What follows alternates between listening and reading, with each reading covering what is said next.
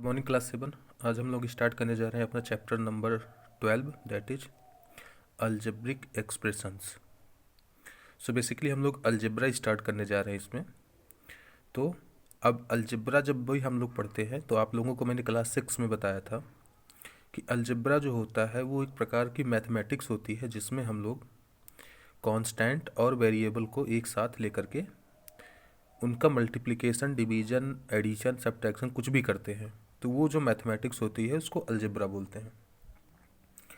इतनी बात हमने क्लास 6 में डिस्कस कर ली थी। अब हम लोग जो डिस्कस करने जा रहे हैं वो है एक्सप्रेशंस। हालांकि ये भी डिस्कस कर लिया था लेकिन यही से अपना चैप्टर स्टार्ट है।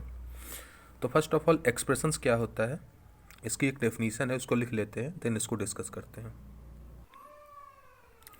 ओके क्लास, तो डेफिनीशन है एक्सप्रेशन की। In case of algebra the expression is defined as the combination of constant and variable through mathematical operations like addition, subtraction, multiplication and division। So basically हम अगर algebra की बात करें तो उसमें जो एक्सप्रेशन को डिफाइन किया गया है वो इस तरीके से डिफाइन किया गया है कि combination of constant and variable. अगर मैं किसी कांस्टेंट को और वेरिएबल को कंबाइन करूं different mathematical operations like addition से, सब्ट्रैक्शन से, मल्टीप्लिकेशन से एंड डिवीजन से, तो वो जो बनेगा वही क्या होगा, एक्सप्रेशन होगा। एग्जाम्पल मैं अगर लिख रहा हूँ 3 + x, तो ये 3 क्या है, कांस्टेंट है, x क्या है, वेरिएबल है,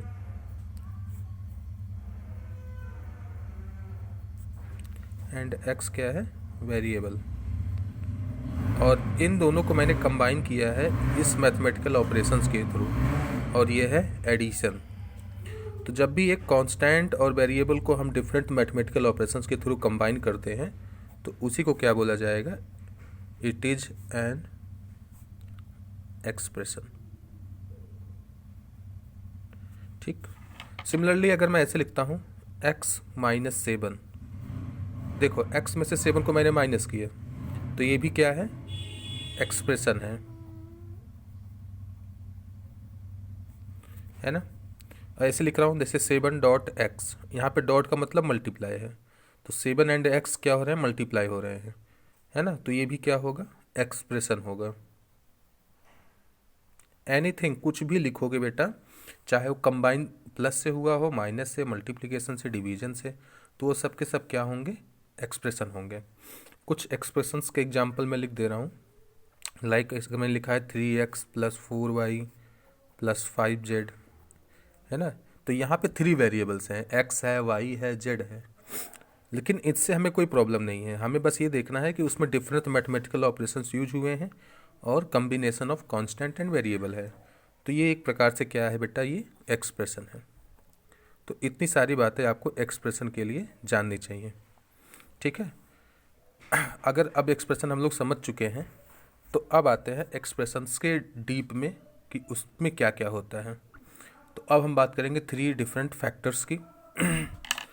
टर्म, हमारा जो नेक्स्ट शेडिंग है उसको बोलते हैं टर्म,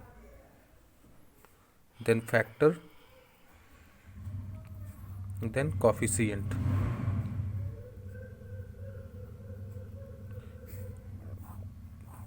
अब हमें इन तीनों को डिस्कस करना है, टर्म, फैक्टर एंड कोफिशिएंट। तो टर्म क्या होता है, पहले टर्म को डिस्कस कर लेते हैं।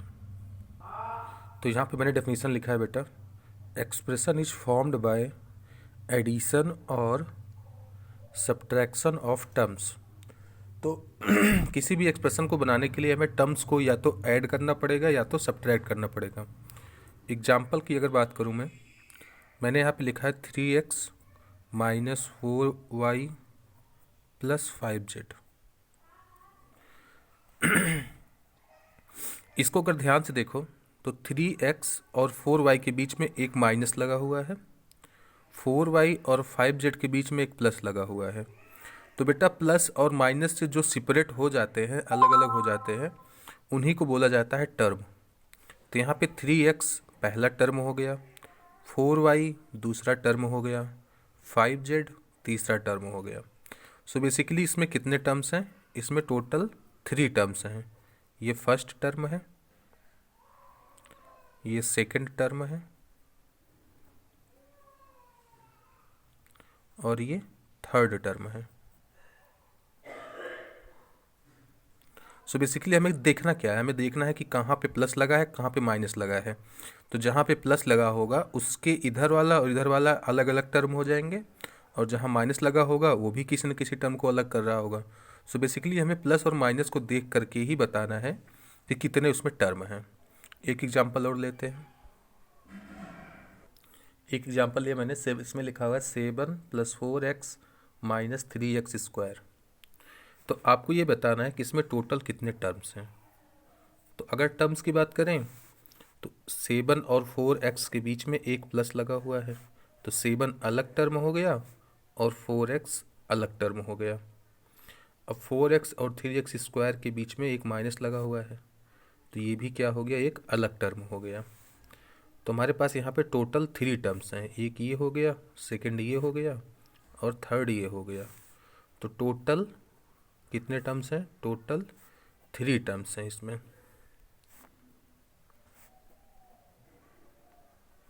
ठीक है, एक और देख लेते हैं। मैंने लिखा हुआ है 5x square - 3xy + 4z square. तो आपको बताना है कि इसमें कितने टर्म्स हैं। चलो एक और बढ़ा देते हैं, इसमें लिख देता हूँ 7xyz। अब इसमें बताना है कि इसमें कितने टर्म्स हैं। तो अब आप लोग देख के ही बता दोगे बेटा कि इसमें ये जो पहला है 5x स्क्वायर और 3xy के बीच में एक माइनस लगा हुआ है, इसलिए ये दोनों अलग अलग हो गए। तो ये फर्स्ट टर्म हो गया, ये सेकंड टर्म हो गया, ये थर्ड टर्म, और ये fourth term. So basically there are 4 terms.